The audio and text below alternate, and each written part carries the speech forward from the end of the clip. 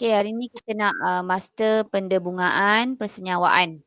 The first thing, ni enter. Okay, yang ni kita punya stigma. Okay, stigma ni betina. Enter ni jantan.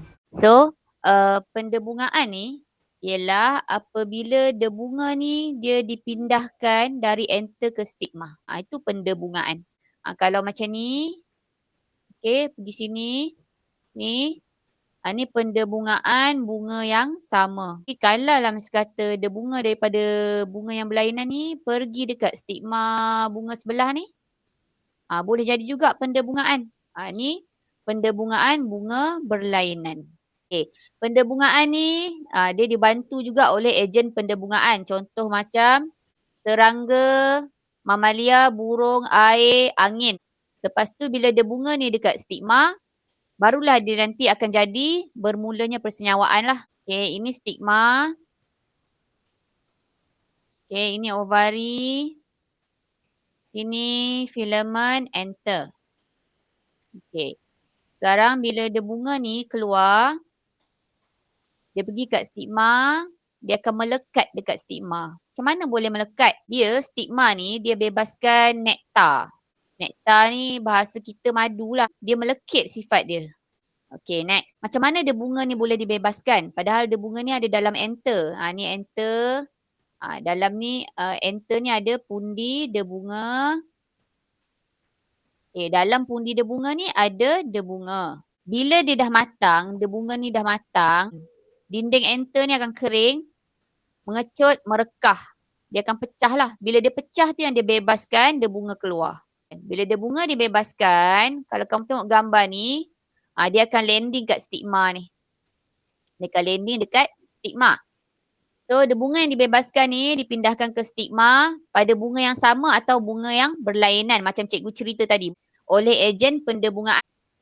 Lepas tu, the bunga yang dah dipindahkan ni, dia akan mengalami percambahan dan membentuk tiup the bunga. Okey, macam ni. Jadi, stigma tadi tu, dia ada nektar tu.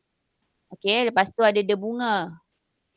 So, kiranya nektar ni dia akan melekatkan the bunga ni dan juga dia merangsang percambahan the bunga. Dia rangsang the bunga ni untuk bercambah. So bila dia bercambah, apa dia buat? Dia akan membentuk tiup the bunga. Kira macam dia akan korek ke bawah lah. Siapa yang kontrol pembentukan tiup the bunga ni? Nukleus tiup.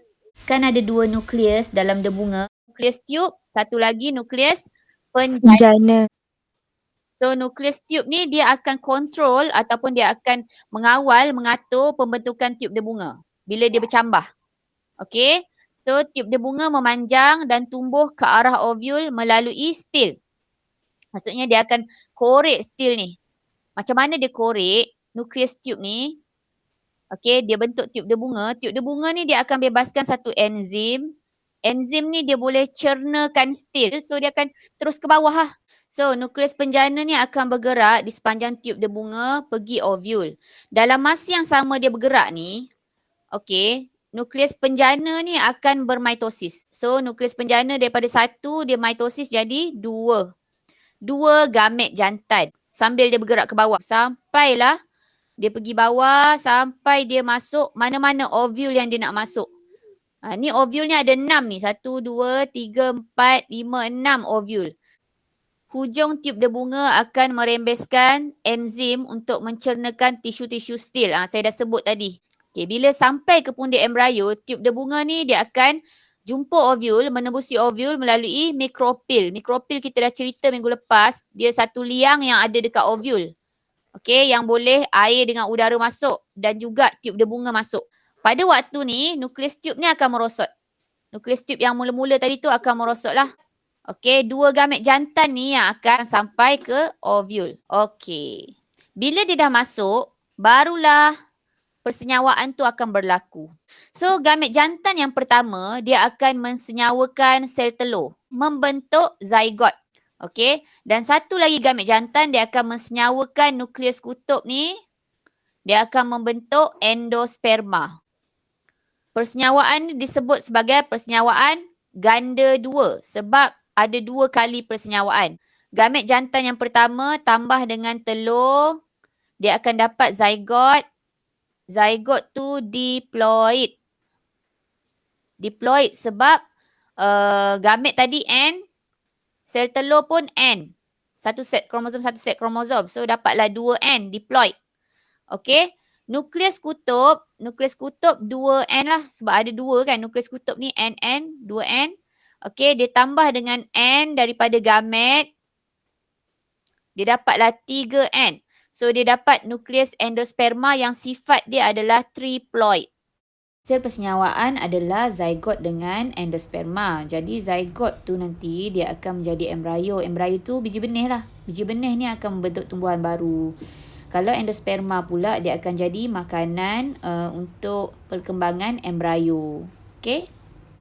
Embryo tu biji benih lah. Maksudnya endosperma tu adalah makanan untuk perkembangan biji benih. Bila dia biji benih, dia tak menjalankan fotosintesis lagi. Jadi selagi dia tak menjalankan fotosintesis, dia still kena alive, kena hidup sebelum dia bercambah. So yang bagi dia makanan, sementara dia nak bercambah tu adalah endosperma tadi. Kepentingan persenyawaan ganda dua. Pertama, persenyawaan yang pertama ni, gamet jantan dengan sel telur dapat zygote. So zygote ni dapatlah maklumat tumbuhan tadi tu, pokok tu macam mana sifat dia, dapat diturunkan ke generasi berikutnya. Dia punya baka lah. Lepas tu dia akan dapat pulihkan keadaan haploid dalam gamet dengan pembentukan zygote yang diploid. So next, pencantuman satu lagi gamet jantan dengan 2 nukleus kutub. Tadi kita dah tunjuk satu lagi gamet jantan dengan nukleus kutub, dia akan dapat endosperma. Saya dah sebut apa peranan endosperma. Pertama, endosperma ni dia bagi makanan untuk perkembangan embryo bagi kemandirian spesies tumbuhan. Embryo ni macam bayi dalam perut tu. Ibarat bayi dalam perut, dia belum boleh berdikari lagi. Semua makanan bayi tu dia dapat daripada ibu dia. Tapi tumbuhan, dia dapat semua makanan, embryo tu dapat makanan semua daripada endosperma. Okay, clear Dalam tumbuhan eudicot ni dicot Okay. Seperti kacang, mangga, sawi, endosperma digunakan sepenuhnya oleh embrio untuk berkembang sebelum biji benih jadi matang. Macam saya cerita tadi, sebiji. Sebelum biji benih matang, dia akan guna endosperma tu sebagai makanan dalam tumbuhan dicot. Dicot ni ada 2 cotyledon Okey, dalam kebanyakan tumbuhan monokot pula macam kelapa, gandum, barli, jagung, hanya sebahagian endosperma je digunakan untuk perkembangan embryo. Sebahagian lagi tersimpan dalam cotyledon untuk digunakan semasa percambahan. Tisu endosperma membolehkan embryo bertahan dalam jangka masa yang panjang dalam biji benih apabila keadaan tak sesuai untuk percambahan berlaku.